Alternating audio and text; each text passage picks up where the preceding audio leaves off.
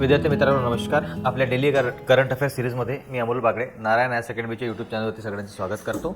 चला तर आजचे काही मुख्य करंट अफेअर्स बघून टाकूया आपण. याच्यामध्ये 1 आणि 2 तारीख दोघांचे याच्यामध्ये कंटिन्युअसली कंबाईनमध्ये सांगत आहे. याच्यामध्ये बघा Quad at sea ship observer mission. Quad at sea observer mission एक सुरू केलेलं आहे याच्यामध्ये. आता याच्यामध्ये काय आहे, क्वॅड हे मेन्शन केलं गेलेलं आहे.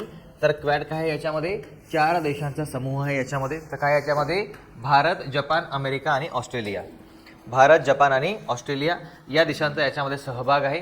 आणि विल्मिंग्टन डिक्लेरेशन क्वॅड यांची शिखर परिषद होती कुठे, डेलावेअर अमेरिकामध्ये होती. त्याच्यामध्ये या मोहिमेची घोषणा करण्यात आली होती. कुठे झाली होती ही, 2024मध्ये युनायटेड स्टेट्स ऑफ अमेरिका म्हणजे संयुक्त राष्ट्र, अमेरिकेचे जे संयुक्त राष्ट्र आहे त्याच्यामध्ये काय आहे याचे उद्दिष्ट, इंडो पॅसिफिक क्षेत्रात सागरी समन्वय, सुरक्षा आणि आंतर कार्यक्षमता वाढवणे हे याचा उद्देश आहे. काय आहे, Quad at sea ship observer mission. 4 देशांचे याच्यामध्ये सहभाग आहे. कोणतं आहे, भारत, जपान, अमेरिका आणि ऑस्ट्रेलियाचं आहे. याच्यामध्ये काय आहे, ही एक बहुपक्षीय सागरी सहकार्य मोहीम आहे. यामध्ये क्वॅड देशातील तटरक्षक दल म्हणजे काय, याच्यामध्ये जे कोस्ट गार्ड आहेत, इंडियन कोस्ट गार्ड स्पेसिफिकली त्यांना कशासाठी केलेलं आहे, भारताचा जो आपला आता नवीन जे मोजणी केलेली आहे आपल्या भारताच्या सागर किनाऱ्याची, आधी जवळपास 7,000च्या जवळपास होती, आता जवळपास 47% वाढलेली आहे. जवळपास 13 ते 14,000 इतका आपल्याला सागरी किनारा लागलेला आहे. आणि याच्या सुरक्षिततेसाठी काय बनवलेलं आहे, इंडियन कोस्ट गार्ड, भारतीय तटरक्षक दल. तर आता आपले जे क्वाड मेंबर आहेत त्या क्वाड मेंबरमध्ये 4 देश आहेत आणि 4ही देशांचे तटरक्षक जे दल आहे त्याच्यामध्ये काय काय नाव आहे बघून घेऊया. याच्यामध्ये भारतामध्ये जे त्याचं नाव काय आहे, भारतीय तटरक्षक दल म्हणजे इंडियन कोस्ट गार्ड आहे. जपानचं काय आहे, जपान कोस्ट गार्ड. अमेरिकन तटरक्षक दल आहे US कोस्ट गार्ड, USCG.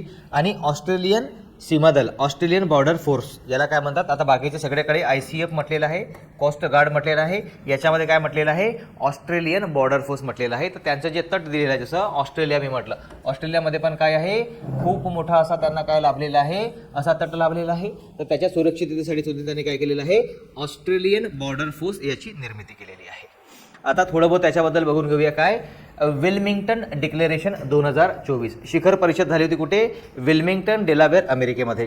याच्यामध्ये आपल्या भारतामधून जे नेतृत्व केलं होतं, कोणी केलं होतं, आपल्या भारताचे प्रधानमंत्री आहेत नरेंद्र मोदी यांनी याच्यामध्ये काय केलं होतं, आपल्या भारताचं नेतृत्व केलं होतं. याच्यामध्ये काय घोषणा केली यांनी, मुख्य प्रतिज्ञा. आपल्याला काय बघायचे याच्यामध्ये, मुख्य प्रतिज्ञा. काय, स्वतंत्र, मुक्त, समावेशक आणि लवचिक इंडो पॅसिफिक क्षेत्रासाठी कटिबद्ध पुनर्अधिकृत. म्हणजे काय आहे, रूल ऑफ लॉ, कायद्याचे राज्य, लोकशाही मूल्य आणि प्रादेशिक. मेन म्हणजे काय होतं यांचं, की चीनने काय केलेलं आहे, साऊथ चायना सीमध्ये जे ब्लॉकेज धरून ठेवलेलं आहे किंवा त्याच्यामध्ये स्वतःचं प्रभुत्व दाखवत आहे, त्याच्या विरोधामध्ये त्यांनी हे घेतलेली होती. याच्यामध्ये बेसिकली ही जी घोषणा आहे ही चायनाच्या जे काय म्हणतो त्याला आपण, नरेंद्र मोदींनी त्यासाठी खूपच चांगले त्याच्यामध्ये जे आहे की नाही शब्द दिलेला होता, की ते काय करू राहिले, स्वतःचा वाढ करून राहिले स्वतःच्या राज्याची त्याच्यामध्ये.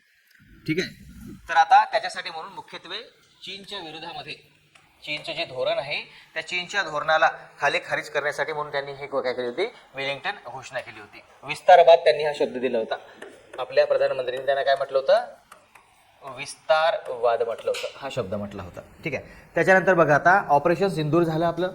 आणि ऑपरेशन सिंदूरमध्ये आकाश ही जी आहे हवाई दलाची जी प्रणाली आहे, आकाश मिसाईल सिस्टीम आहे, याला ऑपरेशन सिंदूरमध्ये वापरण्यात आलं होतं.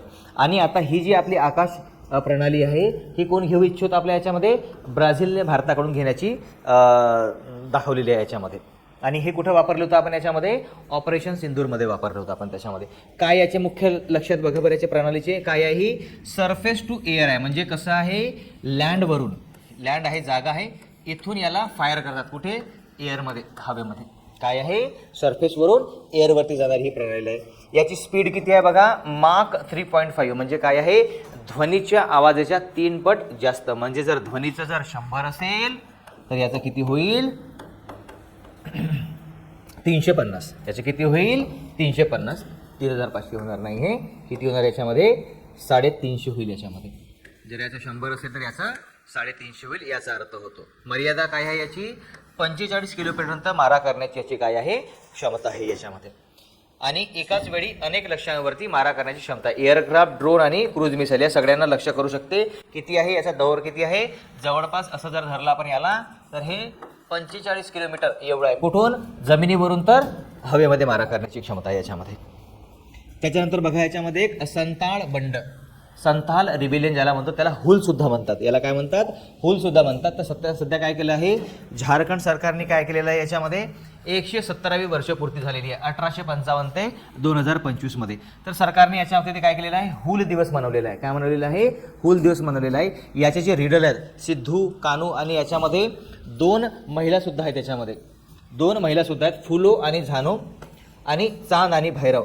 या सगळ्या आदिवासी वीरांना काय दिलेलं आहे? श्रद्धांजली अर्पित करण्यात आलेली आहे. ब्रिटिशांविरुद्ध त्यांनी काय केलं होतं? हे एक बंड पुकारला होता. त्याच्यामध्ये 2 महिला पण होत्या. या सगळ्यांचं आडनाव जे काय आहे मुर्मू आहे. या सगळ्यांचं आडनाव काय आहे? मुर्मू आहे. यांच्याबद्दल थोडंसं बघू आपण. आता संताळ बंड काय आहे? हुल काय आहे? हा संथाली भाषेतील शब्द आहे. त्याचा अर्थ काय होतो? क्रांती. हुल काय आहे? हा संथाली भाषेमधील शब्द आहे. त्याचा अर्थ काय होतो? क्रांती होतो.